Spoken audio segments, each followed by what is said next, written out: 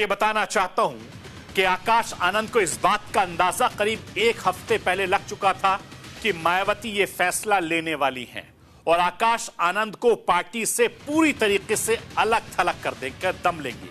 लेकिन मायावती के मन में ये बात बैठ चुकी थी कि उनका ससुराल पार्टी पर हावी और काबिज हो रहा है।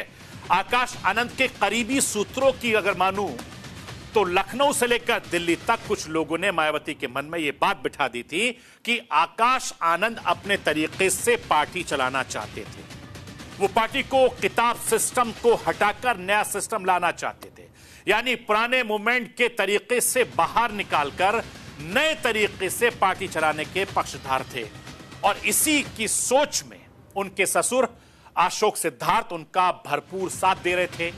इस फैसले को लेकर पार्टी की प्रेस रिलीज में भी साफ साफ लिखा गया है, पेज नंबर 5 के 2 के निचले हिस्से में मायावती की तरफ से लिखा गया है, आकाश आनंद की शादी अशोक सिद्धार्थ की बेटी से हुई है, जिन्हें पिछले महीने ही पार्टी से बाहर निकाल दिया गया था। ऐसे में इसी का खामियाजा आकाश को भी भुगतना पड़ रहा है। मैं राष्ट्र की आवाज के जरिए आपको आजाद समाज पार्टी के अध्यक्ष चंद्रशेखर आजाद को सुनवाना चाहता हूं। सुन लीजिए मायावती के इस फैसले पर सांसद चंद्रशेखर क्या कुछ कह रहे हैं। हालांकि ये बहन जी का अपना निर्णय है और वो अपनी पार्टी की मालिक है। मालिक कोई निर्णय लेता है तो वो सोच समझ के लेता है।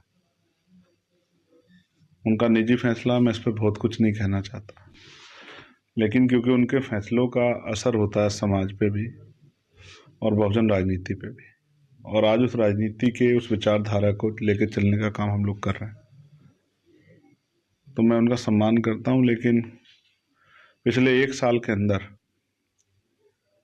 जिस तरह के फैसले उनके द्वारा लिए गए